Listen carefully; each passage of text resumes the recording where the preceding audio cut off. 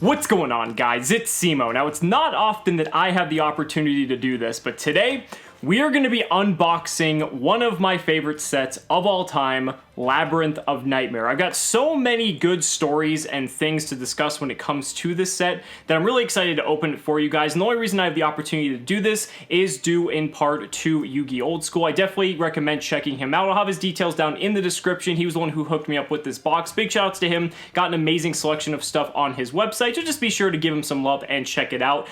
But oh man, this is going to be an absolutely phenomenal day. So without further ado, let's go ahead and get right into it. So Labyrinth of Nightmare was, I believe, the 5th set to be released in the Yu-Gi-Oh! TCG, and this actually has some of the craziest, I don't want to say like craziest cards, but like some of the cards in this set that you would be very surprised actually made their way onto the Forbidden and Limited list. Even though, like, by today's standards, they look laughable in terms of, like, how much they would actually be on there. Wow, that was really difficult to open.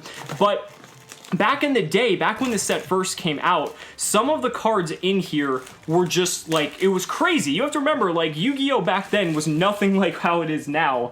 And so, man, just look at that. Like, oh, I'm just, like, the nostalgia. Oh, my God, just look at these packs. Oh, you know, they say like Yu-Gi-Oh cards smell like fresh, especially back in the day. Just opening the box, I can already smell them. Man, the nostalgia is real. So we're gonna go ahead and get into it. I want to make sure that we can just really cherish this moment together. I know if you guys maybe started playing a lot later on, you might not really have the same sentimental value here, but for anyone who played back in the day, you're gonna really appreciate this.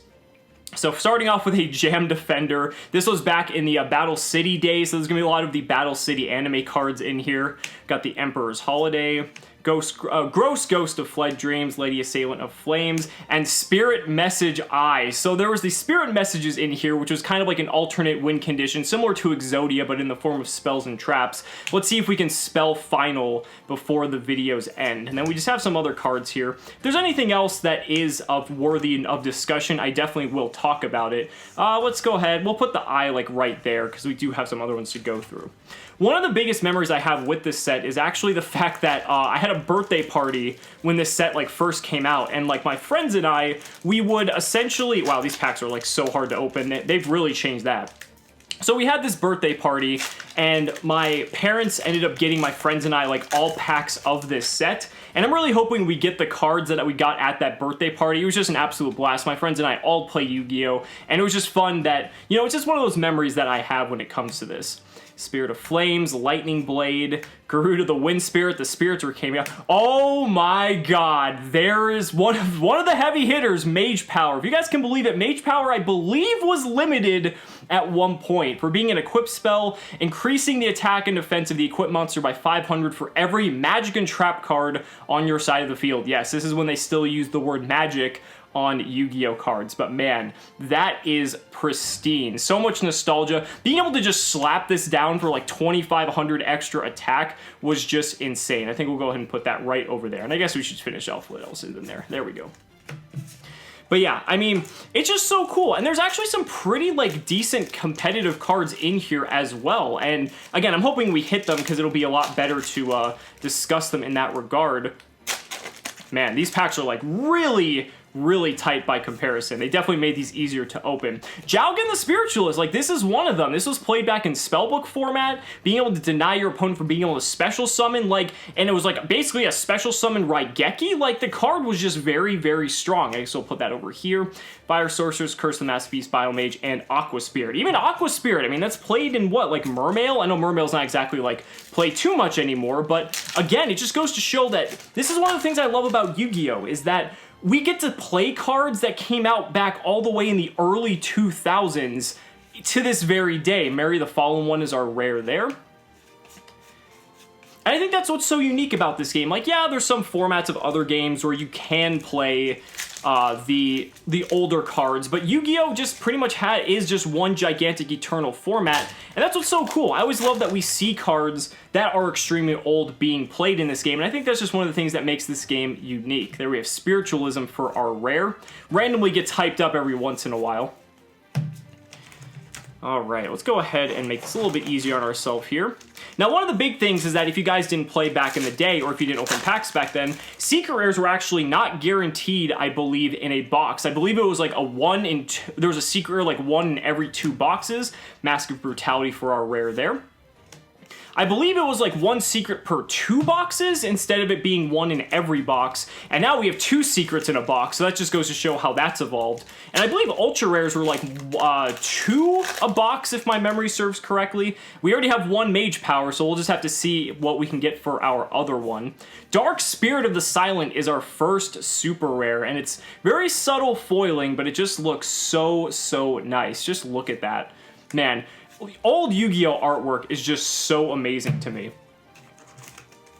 Alright, so we still got plenty of packs to go here. Some of the other cards, like, I don't want to spoil it if you guys don't know, like, what's in this set, because, like, a lot of the cards have been reprinted now, so it's not, like, too crazy, but, oh, Spirit Message N. Okay, so we have 2 of our finals, so we're gonna have to see if we can finish that. Although, Destiny board is an ultra rare, so I guess luck will have to be on our side if we want to pull that Destiny board. We'll see, though, we'll see. We should get all the letters at the very least. Even a card like Offerings to the Doomed, I believe this was played back in, like, Necros format, which no one would have thought back then a card like this would be played, and yet it did have its time. Again, that's just so cool.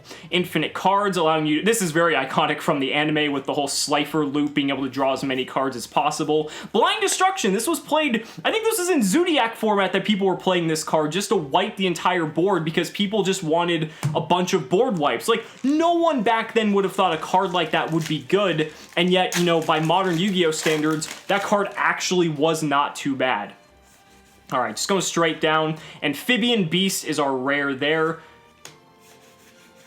Just so cool, so cool. Amazon Archer, one of the, like, biggest FTK enablers, was in this set. I think it was Infernity. I don't know if Infernity was the first deck to abuse Archer, but it was one of the decks that started using it. There's Revival Jam. I was hoping we'd hit one of these. Again, so iconic from the anime, being able to just infinitely resurrect itself. It was so much more broken in the anime, to be perfectly honest, but still, just a fantastic card overall. Looks like we got 4 packs left on this side. I'll try to speed things up a little bit here. I'm just enjoying myself so much right now. This is amazing. All right, Spirit Message L. Okay, so we just need the A and the F to be able to finish final. There's another Blind Destruction there. All right. Let's see if we can pull it off. Destruction Punch for our rare there. Again, just that artwork. Like, that is just... That's so classic Yu-Gi-Oh! I love it. Okay, 2 more packs on this right side.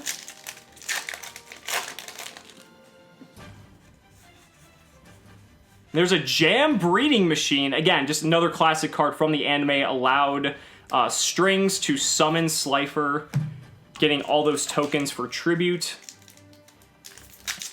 There's something just about, especially the old school Yu-Gi-Oh! Cards. Like, new artwork still looks pretty good, but I'm so partial to the old stuff, and I think that's just because I'm really old at this point. Oh my god, there it is. Mask of Restrict. I guess this shouldn't be too much of a surprise because, you know, this is on the booster pack. You can see it in the background there. But man, this card is just crazy. I mean, this is seen play in Monarch 4. There's just been so many times this card has been relevant, and this came out in Labyrinth of Nightmare. Like, even back in the day, this card was crazy because tribute summoning was so prominent. But man, just look at that. That is absolutely gorgeous. We're gonna have to put that with the mage power there. So that's our second ultra. So maybe we could get one more ultra. We still have got 12, I don't think 12 packs, maybe like 10 or so to go because I was taking from both sides. But we'll have to see. If we get a secret rare, I think that would be really, really cool. But there's like another, like, United We Stand is in here, just basically mage power, but for monsters. There's Nuvia the Wicked for our rare there. Again, such cool artwork. Love it. But yeah, so we had that. There was Dark Necrofear in this set, which, again, Dark Necrofear wasn't, like, crazy, but back in the day, a card like that was just, like, unheard of, just because there was nothing really like it back in the day.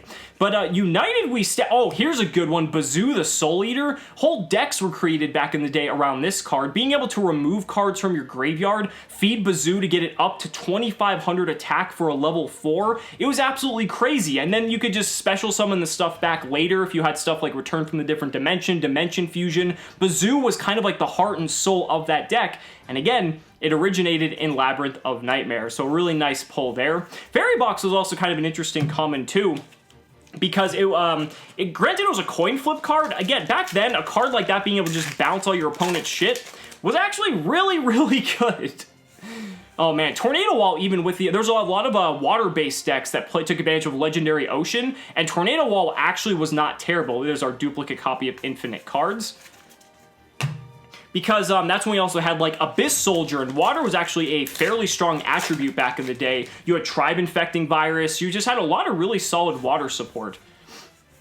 Gillosaurus, you guys remember this from Goki format, being able to turbo out rank 3s to get into Invoker, came out in Labyrinth of Nightmare. And again, this card was like rarely ever played back in the day just because that downside seemed so bad. But now, you know, Yu-Gi-Oh! Has evolved to the point where it is so fast that, you know, Gillosaurus actually seems to be pretty good when you're having combo decks try to kill your opponent on the first turn.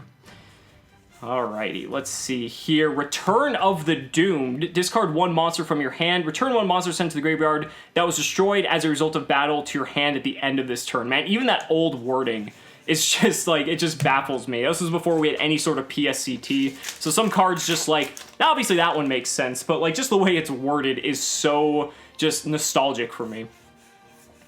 All right, oh boy, Kaiku the Ghost Destroyer, man. This was in here too. This is, man, Kaiku 1800 level 4. First of all, that was like prime stats, but also it was able to banish 2 cards, actually not banish, remove up to 2 cards in your opponent's graveyard from play. This predated the word banish, just keep that in mind. Just a very, very strong card, helped stop the Chaos decks. Was a dark, so it was a good enabler for Chaos as well. Man, that is just such a great card, especially for back in the day.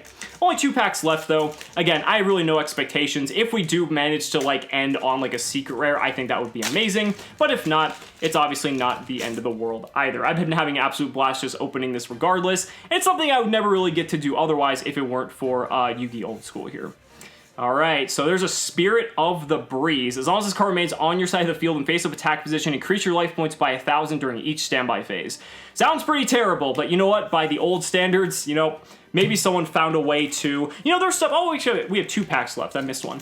But I guess with like Gravity Bind and, oh, actually Gravity Bind would affect that because it's level, oh no, it's level 3, so that would be okay. But there was a lot of stall tactics back in the day, so maybe that could have had some like niche place, but I don't really think that saw much play. Okay, there's a Tornado Bird. Flip, return 2 magic or trap cards on the field to the hands of their owner. So it's kind of like, I don't really know how to describe that really. It's kind of just like an interesting way to remove your opponent's spells and traps if you're trying to like, let's say you set that, which setting back then was actually okay, and then if your opponent like set monster and set 2 back row as well, you could flip Tornado Bird, bounce their cards, and then kind of go in for a bit of a push. That wouldn't be too bad, by the old standards, of course. Nowadays, that would just never work, and you'd probably get OTK'd instantly. But it is what it is, the very last pack here. Are we going to get that secret rare? Let's hope. All right. Oh, wait, is that the super? Or is Vengeful Vox Spirit a common in here? I swore that was a super rare. Oh, we did get the Spirit Message A, funny enough. We just didn't get the, Destiny board to go with it. I swore this card was a super. That's crazy. Anyway, guys, that's going to go ahead and wrap up this video. I mean, I just want to show these off one more time just to really just bask in the glory of the old days of Yu-Gi-Oh! Again, you see these cards and it's like, this is iconic Yu-Gi-Oh! This was Yu-Gi-Oh! At its finest. But I still love the game today, but this just brought back a lot of memories for me. And if you played back in the day, I hope this brought back some memories for you too. And if not, maybe you guys got to appreciate some of the older nostalgic days of the game that we know and love. So guys, thank you so much for watching the video. Be sure to like the video as always. Subscribe to the channel for more amazing Yu-Gi-Oh! Content. Be sure to check out YugiOldSchool. Just make sure you show him some love. It's the very least you could do for him sending me this box to share with you guys. And if you really enjoyed this video, consider supporting me on Patreon or becoming a YouTube channel member. Because just by showing your support in any way that you can, you're investing in my ability to continue bringing you amazing Yu-Gi-Oh! Content. So thanks so much again, and we'll see you next time.